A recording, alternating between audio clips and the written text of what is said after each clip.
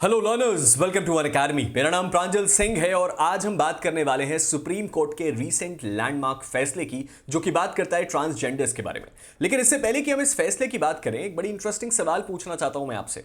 आपको क्या लगता है कि अगर हमारे देश की सुप्रीम कोर्ट कोई फैसला सुनाती है तो उसको हमारी सोसाइटी पे लागू होने के लिए, सोसाइटी पे इंप्लीमेंट होने के लिए कितना समय लगता होगा? 2 महीने, 6 महीने, 1 साल, 5 साल, 10 साल, 11 साल? शायद नहीं। आज के इस केस में हमें एग्जैक्टली यही बात जानने को मिलेगी और हम एग्जैक्टली यही चीज समझेंगे।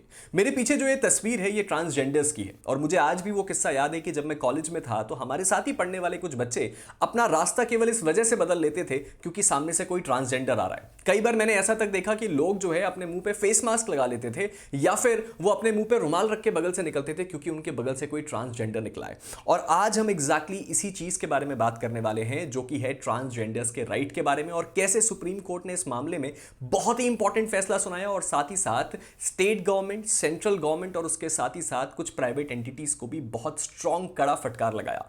अब यहां पे हमें इस बात को देखना चाहिए कि NALSA versus union of India, आप में से जो नहीं जानता मैं बता दूं, साल 2014 में सुप्रीम कोर्ट ने NALSA versus union of India के इस लैंडमार्क केस में यह बात तय करी थी कि हमारे देश में ट्रांसजेंडर्स को रिकॉग्निशन मिलेगा।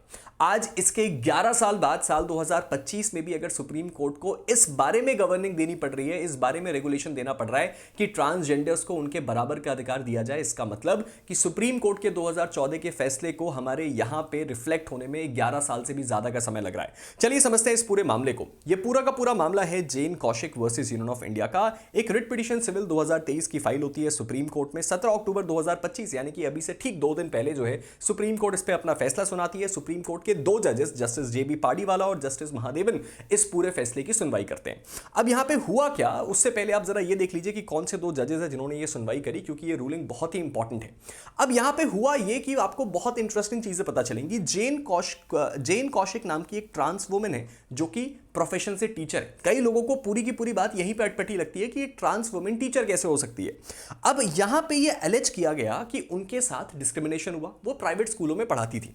उमा देवी चिल्ड्रंस एकेडमी उत्तर प्रदेश में एक स्कूल है और जेपी मोदी स्कूल गुजरात में एक स्कूल है, जिन्होंने उनके साथ डिस्क्रिमिनेशन किया और उनकी जेंडर आइडेंटिटी के कारण उनको नौकरी से निकाला। और इन दोनों स्कूलों ने यह काम 1 साल के अंदर किया। बेसिकली कौशिक जो थे वो अपने आपका जेंडर से रिलेटेड एक सर्जरी करवाते हैं साल 2019 में, और उसके तुरंत बाद लोग उनको शेम करने लगते हैं जैसे ही लोगों को पता चलता है कि वो एक ट्रांस वुमेन है, और उसके साथ ही साथ उनके आइडेंटिटी को अब लोग रिकॉग्नाइज भी नहीं करना चाहते। अब इसी के चलते उनकी सर्विस से उनको टर्मिनेट किया जाता है 2 प्राइवेट स्कूल्स के द्वारा, एक यूपी और एक गुजरात के द्वारा, और ये सब 1 साल के अंदर ही हो जाता है। और इसकी पूरी वजह जेंडर आइडेंटिटी बताई जाती है। यहां तक कि एक स्कूल ने तो उनको एक्सप्रेसली ये बोल के निकाला कि आपका ये जेंडर है, इसी कारण हम आपको यहां से हटा रहे हैं। अब मैं इसका बैकग्राउंड आपको बता देना चाहता हूं कि भैया हमारे यहां पे सुप्रीम कोर्ट ने ये ऑब्जर्व किया कि जितने भी राज्य सरकारें हैं, केंद्र सरकारें हैं और दूसरे एंटिटीज हैं, वो पूरी तरीके से फेल हो चुके हैं क्या करने में सर, हमारे देश में transgender persons protection of right act 2019 को इंप्लीमेंट करने में, जो कि 2014 की सुप्रीम कोर्ट की रूलिंग के बाद आया था। अब इस सिचुएशन में सुप्रीम कोर्ट की ऑब्जर्वेशंस को भी ध्यान से सुनिए। सबसे पहला सुप्रीम कोर्ट का जो रूलिंग है वो ये है कि प्राइवेट इंस्टीट्यूशन की कुछ रिस्पॉन्सिबिलिटीज, कुछ जिम्मेदारियां हैं, जैसे कि दोनों के दोनों स्कूल की ये जिम्मेदारी थी, ये ड्यूटी थी कि 2019 के एक्ट और 2020 के रूल्स के हिसाब से उनके पास एक कंप्लेंट ऑफिसर होना चाहिए था, जिसके पास जेन कौशिक जाती और जाके अपनी कंप्लेंट को दर्ज करवाती। लेकिन दोनों स्कूलों में कोई कंप्लेंट ऑफिसर नहीं था जहां वो अपनी शिकायत दर्ज करवा पाती। साथ ही साथ जो सेकंड स्कूल है, यानी कि गुजरात का जो स्कूल है, उसने डायरेक्टली डिस्क्रिमिनेट किया है किसको, उनको जेंडर के बेस पे, यानी कि सीधा एक्सप्रेस रीजन ही ये दिए कि आपके जेंडर के कारण आपको निकाला जा रहा है और इसीलिए ये चीज बहुत गलत है। अगली जो जिम्मेदारी सुप्रीम कोर्ट ने देखी वो देखी हमारे देश के सभी स्टेट्स और यूनियन टेरिटरीज की। सुप्रीम कोर्ट ने ये बोला कि भाई चाहे आपकी उत्तर प्रदेश की सरकार हो, चाहे गुजरात की सरकार हो, चाहे हमारे देश के केंद्र मंत्रालय हो, या फिर चाहे central board for secondary education यानी कि सीबीएसई हो, इन सब ने इस बात को इंश्योर किया कि वो इस पूरे के पूरे ट्रांसजेंडर नॉर्म्स को कंप्लाई कर ही नहीं पाए।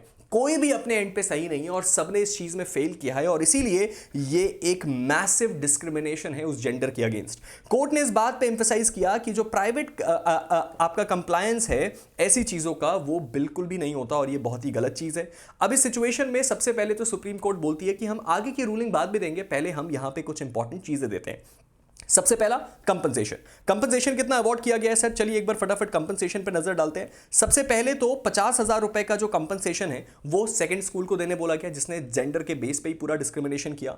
यूनियन ऑफ इंडिया 50,000 का कंपनसेशन भरेगा, स्टेट ऑफ यूपी 50,000 का कंपनसेशन भरेगा और स्टेट ऑफ गुजरात 50,000 का कंपनसेशन भरेगा, यानी कि कुल मिला के 2 लाख का कंपनसेशन जैन कौशिक को केवल इन 4 ऑर्गेनाइजेशन से मिलेगा। इसके बाद अगली इंपॉर्टेंट चीज जो सुप्रीम कोर्ट करती है वो करती है जस्टिस आशा मेनन को अपॉइंट। अब ये जस्टिस आशा मेनन कौन है? जस्टिस आशा मेनन दिल्ली हाई कोर्ट की एक रिटायर्ड जज है और इनके द्वारा एक कमीशन को फॉर्म किया जाता है जिसके बारे में हम आगे बात करेंगे। लेकिन उससे पहले एक और बड़ी इंपॉर्टेंट चीज आपको बताना चाहता हूं। सुप्रीम कोर्ट के इन 2 जजेस के सामने एक सवाल आया और वो सवाल बड़ा इंटरेस्टिंग था। सवाल यह था कि सर क्या हमारे देश में अगर कभी भी कोई ट्रांसजेंडर या ट्रांस वुमेन अपने जेंडर से रिलेटेड कोई सर्जरी कराना चाहता है, जैसे कि यहां पे 2019 में उन्होंने सर्जरी करवाई थी जैन कौशिक जी ने, अब क्या अगर कोई ट्रांसजेंडर अपने जेंडर आइडेंटिटी को लेकर कोई सर्जरी कराना चाहता है तो इसके पहले क्या उसको अपने स्कूल एडमिनिस्ट्रेशन से यह पूछना पड़ेगा कि मैं सर्जरी कराऊं या ना कराऊं? सुप्रीम कोर्ट ने बड़े स्ट्रिक्ट टोन में कहा कि इस चीज की इजाजत बिल्कुल भी नहीं है।